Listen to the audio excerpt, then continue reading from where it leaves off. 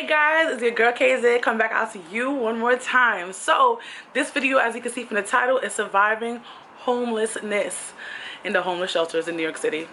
I think I'm gonna put shelter in general. I think some things could be, no matter where you are, you could survive the shelter just by doing these savvy things. It's not really savvy, but it's just like, if you don't know, then I'm here to help you. Okay, so one thing I definitely think can work for you is, before you go in, the first thing, if you know you're prepared to go in, like say if you got an example, eviction, that you know you're about to go in the shelter, do some research on what the services they should be offering you, and go in there with your mind already with some information before you get in the shelter. That's one thing. If it's something like you end up in the shelter because of, say, a fire, obviously you're not gonna be prepared. So you would not know to, do research. So if you know in advance that you are going to be in the shelter, definitely look up some information. If you're in New York City, have like home-based Catholic charities, kind of just, do the same jive things that they do. See what HRA is offering. They offer a lot of different things. Like, if example, when you go to PATH, example, I know these things because I went through shelter, right? So I used to be homeless in New York City. Some things I knew before I went in, some things I did not know. Some things I definitely had to learn. I had no choice. But it is what it is. We all go through different things, and that was my walk I had to walk, and I definitely learned a lot of information, right? So the one thing I did, I already had a PA case at the time, so that wasn't a problem. But when you go in the shelter with PATH, they put you in a PA case. Most times, sometimes if you don't qualify for it, but they do pay your rent. So even if you don't qualify for the other services, they do have to pay your rent towards you living there. So that's why they put you through that whole thing, because the shelter development wants their money. Most of them are just private places. So when you're a family, you go through the Bronx. I'm gonna have information also in the description below about family shelters. I think teen shelters, women's shelters, and men's shelters, because they all are different things. You get to go to different places, call different numbers, and you get different information about it. The most information I have is for family shelters, but certain things could be carried on to no matter what shelters you have. When you go to PATH and with the family whatever, you also have the DV. I don't know that much about DV, again, because I didn't go through DV. Never happened to me so far, and I hope it does never. People who have, my heart goes out to you and your family, okay? I know a couple of DV survivors, so if you definitely want a video about DV survivors and what you can do in New York City, definitely hit me up with that, and give me some questions what I can ask, so I can bring them on air and do a small interview with these people. I gotta see how to set it up and how I could do that, right? So that's one thing right there. So they have DV and they have family. Usually, from what I hear from PATH, they send you to different, they do a whole different thing for you when you get there. So they give, when you walk in, you feel like a criminal, because you're walking in and you're getting basically, you have to take off all your stuff, go to metal detectors, and they look in your stuff to see, they scan everything, make sure you don't have weapons, which I understand is for safety, but it just, you feel like you're a criminal.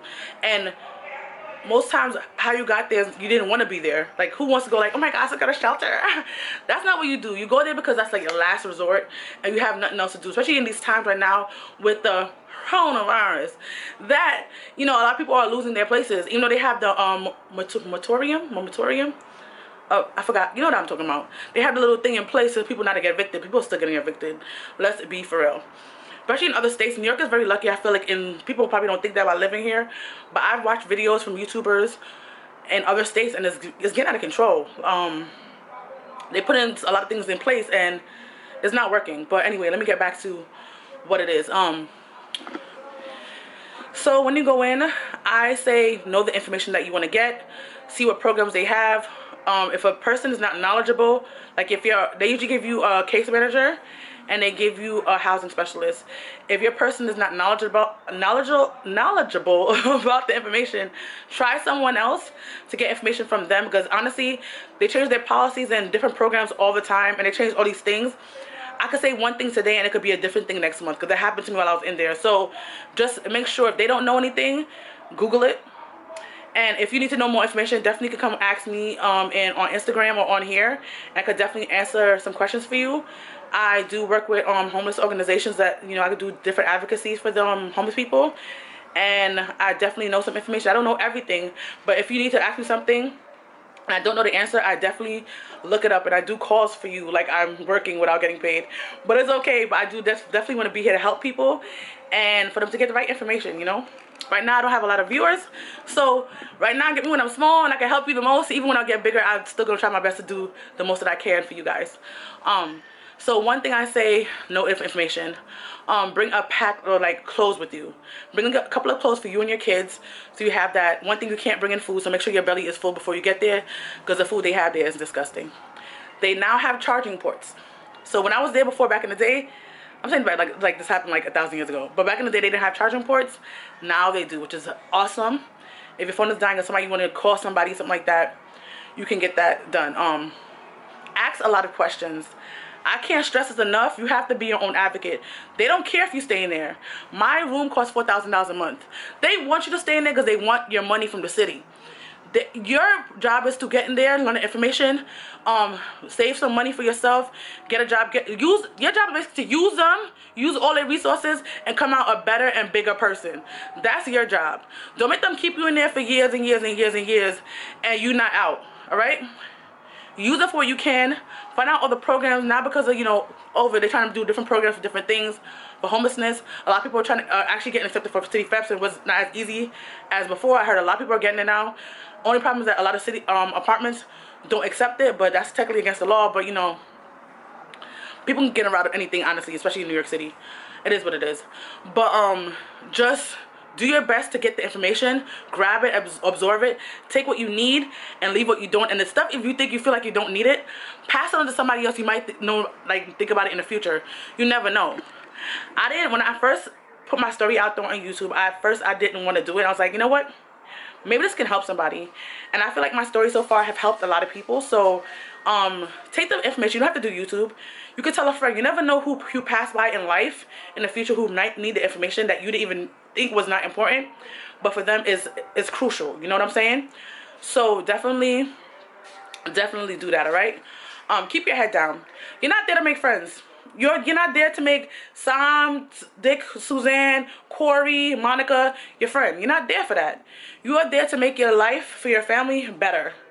You're not there to get money from people. You're not there to get weed and stuff from people. You're not there for that. That's not what you're there for. You are there to make your family have a better life. Learn what you have to learn and get the hell out. That's what I say. Get the hell out. We're not there to make friends. We here to be business people at the end of the day and do best for our families and make sure our family can grow and things like that. The shelter's not all cracked up to be. People think that when you get in there, oh, I'm gonna get an apartment. No, I was in there for a year and change. You don't get in and out. It's not easy. So once you're in there, take what you can get. You know, people actually in the shelter actually longer than that. So that's, you know, I think the average they said is 18 months for a family, which is crazy alone. But we're trying to make that better for you by doing. That's why we have advocates, and we go out there. We talk to different people and authorities who can help you get better and get better city vouchers and things like that. Other things that we're trying, other things that you need to know. Just keep your head down. Listen to them. Make sure you know the rules for that facility, because all facilities are basically privately owned. So they go through paths, but they be having, like I went to Canberra and that was a privately owned thing, right? So just listen to their rules, do what they do. If you're a church person like me, if you need a note from your church, get it. They can't say no because it's a religious thing and that's against the law. Fight for your rights, you know. If you know that's something you're supposed to be getting, really get on their backs for that. Make sure you sign up for NYCHA if you can get into NYCHA. You know, it takes forever. It's better to be on the list and not be on the list. If you know you might go to shelter and you want NYCHA, sign up before you get to the shelter. All they're gonna do is update in the system by getting in the shelter and things like that. If you need, I don't know if I'll probably put a NYCHA number at the bottom if you need to get that too, if you're in a shelter and you're not put on the list as a shelter person, not just overcrowding. What else? Let's keep your head down. Be good. If you have any other questions, I want to try another Q&A question. If you have send me more questions on here, I could probably do another separate video on Q&A. But that's like some ways to survive the shelter, and just do what you have to do and just follow the rules. Yeah, that's basically what it is. And guys, they have fire drills. I don't know if they have fire drills that much now because of Hona, but before, you be there at 2 o'clock in the morning, 3 o'clock in the morning, in your REM sleep, drooling, snoring, and they want you to come out your door. For what, sir? One shelter actually just told me to open the door, and they'll realize that you're in there, so they'll close it back for you. But what if I fall asleep and the door's still open, you don't close my door? I'm gonna be tight. Somebody could just come in there and take my little stuff away, take my precious parts away. You never know. I'm just saying, it's better to be safe than sorry.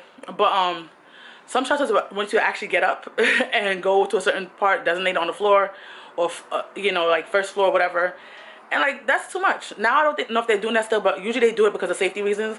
Because so many people are coming in and out, which I think at this point, I think all adults should know the exits when you go into a building, just to make sure you get out safely. But people just don't think that way, so they got to do it because there's so much different families and different people living there. So that's the reason. But just be aware of that. This child left a French fry in here. I'm sorry, she left a couple of French fries in here. I know. So that's it, guys. I hope this was helpful. If you have any questions, as always, comment down below. And also, guys, Instagram, people get me on Instagram all the time, so thank you for being amazing. Thank you for support. Subscribe, comment, support me, share it to your friends. I do other videos too, so I don't only like shelter videos. I do a lot of different videos. All right, guys, bye.